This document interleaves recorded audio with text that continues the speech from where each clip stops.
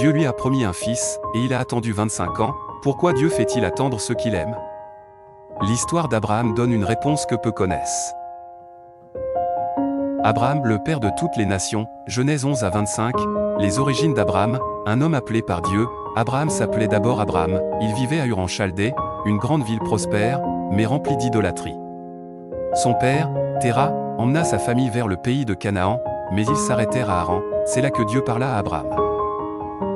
Abraham, un homme ordinaire, appelé par un Dieu extraordinaire, son histoire n'est pas celle d'un héros parfait, mais celle d'une foi qui grandit, d'une obéissance progressive, et d'un Dieu fidèle à ses promesses. Aujourd'hui encore, l'histoire d'Abraham parle à toutes les nations, et à tous ceux qui cherchent Dieu. Genèse 12 versets 1 à 3. Abraham, va-t'en de ton pays, de ta patrie et de la maison de ton père, vers le pays que je te montrerai. Je ferai de toi une grande nation. Et toutes les familles de la terre seront bénies en toi. Abraham ne connaissait ni la destination, ni le chemin, ni l'avenir, mais il connaissait la voie de Dieu, et il obéit par la foi.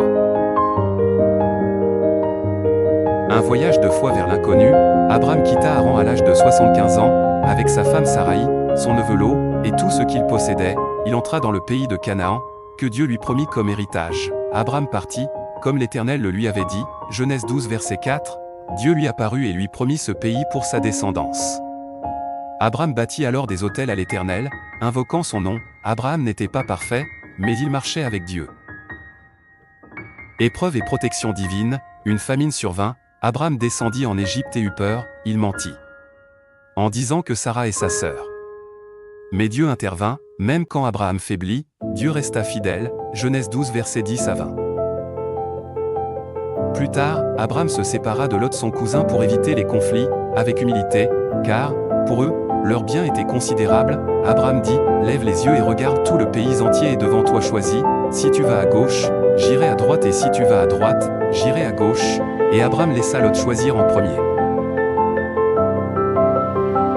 Abraham, un homme courageux et juste, quand Lot fut capturé lors d'une guerre entre rois, Abraham n'hésita pas, avec seulement 318 hommes, il alla le délivrer. Après la victoire, il refusa les richesses du roi de Sodome, disant, je ne prendrai rien. Afin que tu ne dises pas, j'ai enrichi Abraham. Genèse 14 verset 23, il reconnut que tout venait de Dieu, puis apparut Melchizedek, roi et sacrificateur du Dieu Très-Haut, à qui Abraham donna la dîme. L'alliance et la foi, Dieu promit à Abraham une descendance innombrable. Abraham crut, et cette foi lui fut comptée comme justice. La relation avec Dieu ne commence pas par les œuvres, mais par la confiance. Genèse 15 versets 5 à 6. Ismaël et l'attente de Dieu, Saraï, impatiente, proposa à Abraham d'avoir un enfant avec Agar, sa servante. Ismaël naquit. Mais ce n'était pas le plan parfait de Dieu, Dieu accomplit toujours ses promesses, mais en son temps.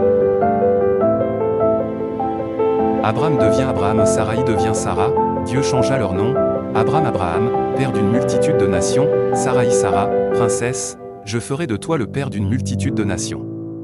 Genèse 17 verset 5, Dieu établit l'alliance de la circoncision, signe visible de son alliance éternelle. Sodome et Gomorrhe, Abraham, intercesseur, Dieu révéla à Abraham le jugement à venir sur Sodome et Gomorrhe. Abraham intercéda avec compassion, feras-tu aussi périr le juste avec le méchant? Genèse 18 verset 23, Abraham osa plaider pour les justes, Dieu écouta. Et Lot fut sauvé. La naissance du fils promis, Isaac, contre toute attente, Sarah enfanta à 90 ans, et Abraham avait 100 ans. Ou a-t-il rien qui soit étonnant de la part de l'Éternel? Genèse 18 verset 14, l'enfant fut appelé Isaac, qui signifie rire. Car Dieu transforma l'impossible en joie.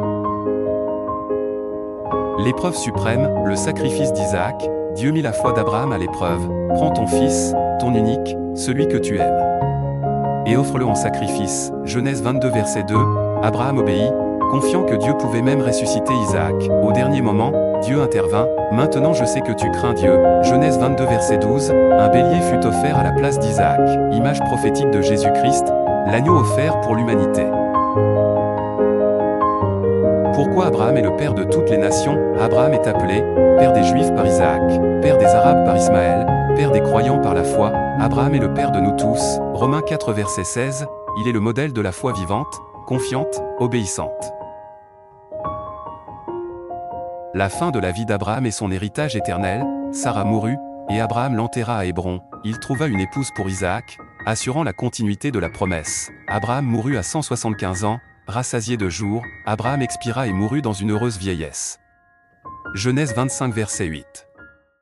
Message final et encouragement pour nous tous, Abraham nous enseigne que Dieu appelle des gens ordinaires. La foi ouvre les portes de l'impossible, Dieu tient toujours ses promesses. L'amour de Dieu traverse les générations en générations. Si Dieu a été fidèle à Abraham, il peut l'être aussi pour toi, pour moi, et pour nous tous car Dieu est amour.